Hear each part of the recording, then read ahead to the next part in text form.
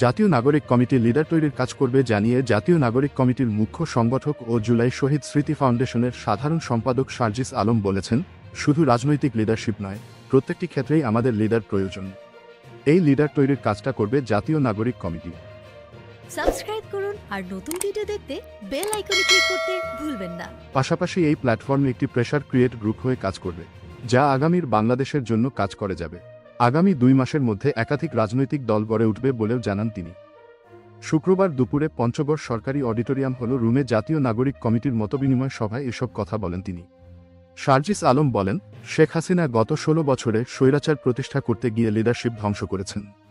আর এতে এই 16 বছরে বাংলাদেশ কোনো লিডার তৈরি হয়নি। তৈরি হয়েছে শেখ হাসিনার দাস আর দালাল, কিংবা আমাদের মতো কিছু নীরব দর্শক, যারা চুপচাপ সবকিছু সয়ে গেছে। জাতীয় নাগরিক কমিটির মুখ্য সংগঠক বলেন, বৈষম্যবিরোধী ছাত্র আন্দোলন ও জাতীয় নাগরিক কমিটি কোনো রাজনৈতিক প্ল্যাটফর্ম না, আগামীতেও হবে না। আগামীর বাংলাদেশ যে সরকারই আসুক, জবাবদিহিতায় জাতীয় নাগরিক কমিটি প্রেসার ক্রিয়েট গ্রুপ হিসেবে কাজ করবে আর আগামীর বাংলাদেশ লিডারশিপ তৈরির কাজ করবে।